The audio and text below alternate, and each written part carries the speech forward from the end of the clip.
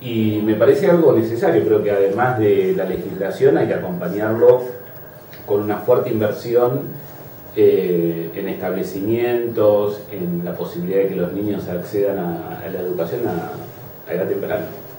Me parece algo positivo, muy positivo.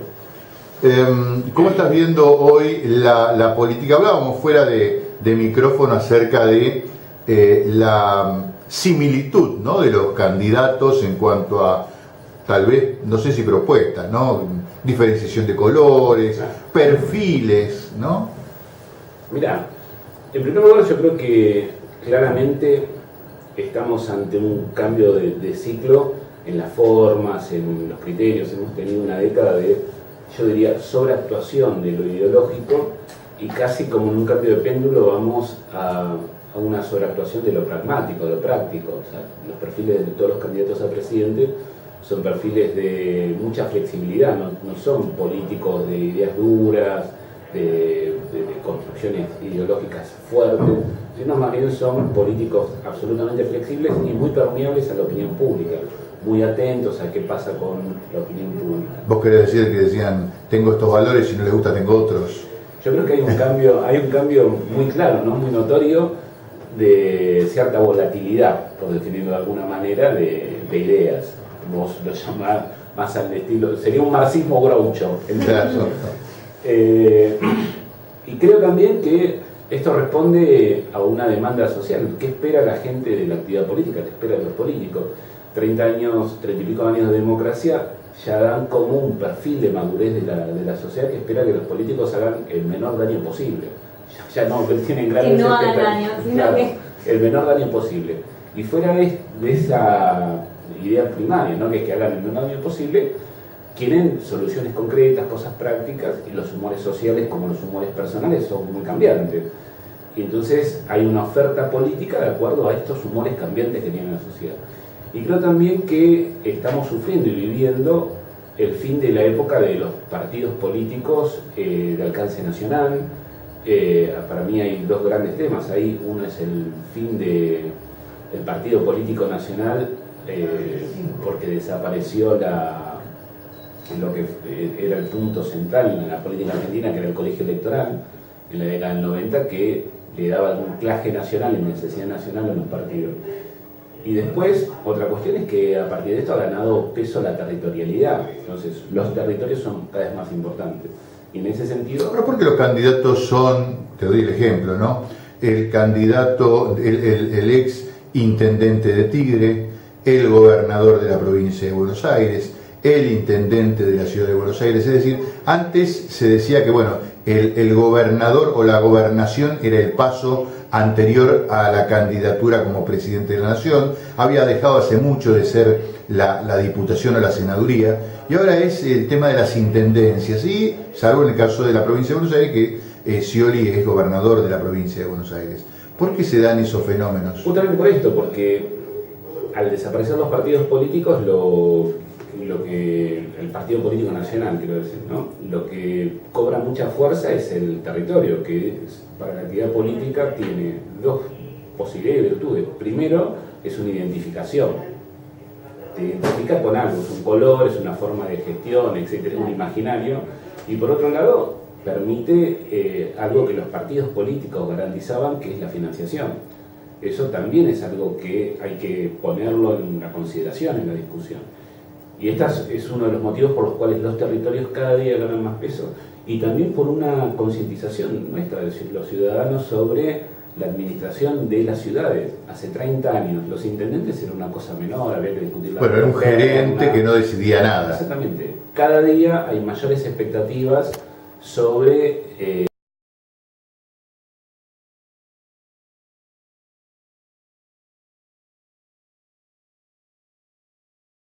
seguridad, hay mucha expectativa por el tema del empleo en muchas ciudades, qué puede hacer el intendente para generar empleo, y eso también impacta. Y después... Digamos que acá es una evolución que van a ir tomando las ciudades, ¿no? Eso que ya se ve en Europa, no sé, en Oriente, si nos vamos a otras ciudades, acá en nuestro país es una evolución. Sí, yo creo que en nuestro país hay, por un lado, gente que lo está pensando, teorizando, y por otro lado, la realidad te llevó puesto. Digo, las ciudades son preexistentes a los estados nacionales. De hecho, vos fíjate, Laura, que nosotros no decimos estadanía, municipalidad, decís ciudadanía. O sea, hay una noción de los derechos asociados a un territorio. Y la ciudadanía o la ciudad cada día adquiere mayor dimensión porque es distintivo. Vos lo que decís de Europa, por ejemplo, la gente no dice me voy a España, dice me voy a Barcelona, me voy a Madrid, me voy a París en Francia. O sea, la ciudad tiene visibilidad, compite en la atracción de turistas, de inversiones, y también ahora en nuestra realidad política, en la vernácula, compite también en la ideología o en la aspiración. Cada ciudad hoy está representando un modelo, de alguna manera, un tipo de intervención, que eso antes eran los partidos políticos. Vos decías, partido A representa tal cosa, partido B representa tal cosa. Bueno, hoy un tipo de administración de la ciudad representa un imaginario. Y después hay otra cosa que me parece muy importante ponerla en consideración, que también es un signo de los tiempos, es que la organización partido político, como existió en el siglo XX, respondía a un modelo de organización social y económica que no existe más. Entonces, nosotros vivimos un modelo de organización social y económica donde no está la producción fordista que todo se hacía en un mismo lugar, sino que hay muchos ensambles, muchas redes, mucha producción donde todos van poniendo algo, y eso también se refleja en un tipo de organización que es la organización política. En general todos estos cambios se producen y los que no toman nota somos los políticos. Y nos asombramos cuando pasan los hechos, ¿no? No, y ni te digo lo que se viene. Hablábamos con un empresario hace muy poco aquí en el estudio que hablaba de la customización de todo, digamos, ¿no? Vos en tu casa, o sea, imprimirte lo que te guste del modo que te guste, así que no me quiero imaginar todavía ese mundo. Bueno, pero imagínatelo vos como consumidor, que tenés que estar todos los días a punto de tomar decisiones, o sea, vas a ir a la góndola de un supermercado, de un almacén, y estás tomando decisiones y en función de un criterio, que es las marcas, etcétera, etcétera. Esto que señalás, yo tengo un tipo de ropa y le voy a poner mi impronta. Los partidos políticos estaban asociados a cierta homogeneidad, a un modelo ideológico, a una idea general, donde la customización se da de narices, derecho. Entonces, estas son dos cuestiones para mí que son importantes. Se discute poco sobre esto porque también entiendo, los políticos estamos expuestos a las elecciones y la vorágine te hace no plantear reflexiones que son capaz más de mediano y largo plazo. Claro. Pero esto sucede y esto es uno de los motivos por los cuales yo entiendo que en el 2015 hay opciones que más o menos reflejan estos cambios, que son candidatos absolutamente permeables a la opinión pública, flexibles ideológicamente, que responden a la construcción de un imaginario territorial, a un modelo. Eso me preocupa porque después de las elecciones, gane quien gane, o quien ganare, si mantiene esa misma tesitura, va a ir por donde la mayoría o los medios de comunicación se le indiquen, ¿no? Y probablemente, lo cual es bueno y malo. Es malo porque uno dice cómo pueden cambiar de opinión tan rápido, pero es bueno porque también está bien que los que tomamos decisiones o los que toman decisiones pongan un oído, estén atentos a ciertos cambios y que se le preste atención a esto. Yo sí creo, igual que en el 2016, digo, por pensar el año siguiente de las elecciones, sea quien sea que gobierne en la Argentina, yo doy por sentado que va a haber un balotaje, doy por sentado que va a haber una fragmentación electoral importante, que ningún partido va a tener mayoría propia en las cámaras de diputados y de senadores, con lo cual el próximo gobierno ya de movida... ¿En ese contexto no gana el kirchnerismo? No, yo creo que no. No veo condiciones para que el kirchnerismo gane en una segunda vuelta. No la veo, además creo que todavía hay un proceso en el cual el kirchnerismo el kirchnerismo real tiene que mostrar las cartas. Hasta acá, en las últimas horas vimos, mi opinión es, que vimos un adelanto de cosas que pueden llegar a darse, que es respecto al ataque de Scioli, ¿no? Esto de Scioli en el espacio Clarín, y que fue atacado, digamos, entre comillas, con declaraciones de los kirchneristas más... Es que pensemos con la cabeza, tratemos de pensar con la cabeza de otro, ¿no? Yo trato de pensar con la cabeza de otro para entender sus acciones, imaginar cómo son sus acciones.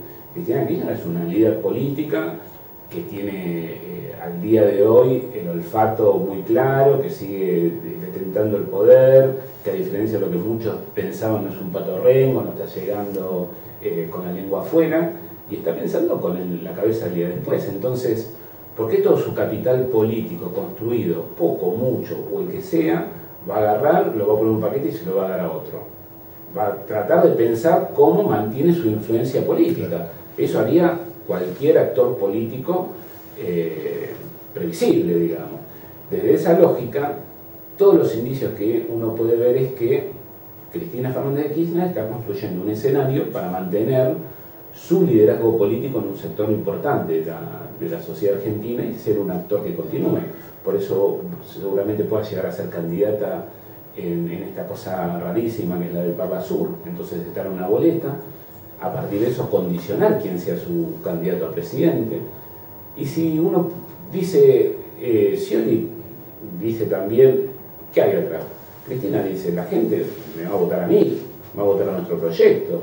Entonces, vaya uno naranja o vaya uno propio, nos va a votar igual. ¿Por qué se lo voy a regalar? Entonces, yo creo que lo están empujando. Dicen, bueno, andá y, si vos no estás con nosotros, andá y peleate con Massa, por esa franja electoral, digamos. Entonces, yo creo que todavía el gobierno tiene que mostrar realmente cuáles son sus intenciones, sus cartas, y a partir de eso veremos cómo continúa el escenario político este año. Pero para mí es una época donde, al no haber partidos políticos y haber candidatos que están asociados a gestiones del territorio, es absolutamente imprevisible. Lo que sí es previsible es que el año que viene no va a haber mayorías en las cámaras de diputados como supimos tener en el 83, en el 89, que más o menos daban un grado de previsibilidad. Acá se vino por lo menos 2 años o 4 años donde va a haber coaliciones en el Parlamento, donde muchos partidos van a participar y el próximo gobierno, sea de cualquiera de los que estamos discutiendo, conversando, va a necesitar de otros partidos, no va a haber posibilidad de imponer ideas. Jorge, ¿no sería necesario una nueva forma de elección de esos representantes que van a estar en el Congreso? Digo, porque quizás al quedar más fragmentada, bueno, van a tener más exposición porque generalmente van a quedar los primeros, ¿no? O sea, pero nosotros nos toca ver como ciudadanos comunes que hay que siempre escuchamos a los mismos hablar, que van y plantean cosas concretas, pero y después para abajo, digamos, de repente decimos, bueno, pero aprobaron esto y entonces ¿cuántos eran que tuvieron la mayoría? ¿No? Digo, el tema de la lista sábana o nuevas formas de elección también no tienen que ser parte de esta discusión, o lo vamos a dejar para después cuando toque no ejecutivos votar. Yo mira, la verdad, las listas sábanas tienen una lógica de funcionamiento de acuerdo a lo que señalaba antes, partidos políticos. Los partidos políticos requerían y requieren de listas sábanas porque es la manera de garantizarle incentivos o garantizarle pertenencia a todos los estamentos electorales, el más bajo, el mediano y el más alto, ¿no? Por definirlo así brevemente. Yo creo que sigue siendo una herramienta necesaria la lista sábana en la medida en que sigamos votando con papel. Ahora, entiendo que cada día se hace un poco más inconcebible que se siga votando con papel, y creo también que la elección, cuando pase a ser digital o pase a ser electrónica, podría posibilitar modificaciones que para mí son necesarias. La primera es la territorial. Creo indefectiblemente que tiene que haber como una legislación distinta en ciudades de más de 100.000, 150.000 habitantes en todo el país. No, vos no podés. La Matanza, para ser concejal, creo que necesitas 80.000, 70.000 votos, que es lo que se necesita para sacar un senador en Tierra del Fuego. No tiene lógica eso. Eso está mal, porque no hay un grado de representación real entre a quién elegiste y quién supuestamente te va a representar. Creo también que los consejos deliberantes tienen que estar separados de los intendentes. O sea, vos cuando elegís concejales tenés que elegir gente que no... Entonces, ¿estás de acuerdo con la figura del viceintendente? Sí, yo creo que estoy de acuerdo con que se separe. Bien. Porque eso va a permitir un mejor funcionamiento. Creo también que las legislaturas provinciales... Algunos hablaban hasta de suprimirlo en alguna época, ¿no? Los consejos deliberantes. Bueno, sí, hemos escuchado locura. ¿no? Es otra cosa. Sí, en algún momento plantearon desaparecer provincias. En el 2002 se planteó, había documentos de sectores que planteaban la desaparición de provincias. La unificación, ¿no? Claro, de las provincias, que juntaban, no eran viables. Claro, que no eran viables económicamente y Sí. se juntaban, etcétera, etcétera. Yo creo que todo tipo de ecuación hay que hacerlo en función no de un criterio economicista transitorio, sino con un criterio estratégico, de representación, de intereses, de representación de intereses, etcétera, etcétera. Y de la misma manera creo que tiene que haber, para pensar cualquier tipo de reforma política, etcétera, en la Argentina, tiene que haber una mirada sobre esta cabeza de Goliat que es el Gran Buenos Aires. Bueno, en esa misma línea, ¿te parece que debería haber, sí, a diferencia de la desaparición de otras de provincias o la unificación de provincias, ¿te parece que debiera haber una especie de regionalización de la provincia de Buenos Aires, una división de la provincia de Buenos Aires en distintos, no sé, regiones, sectores, áreas? No sé si la provincia de Buenos Aires, sí el área metropolitana.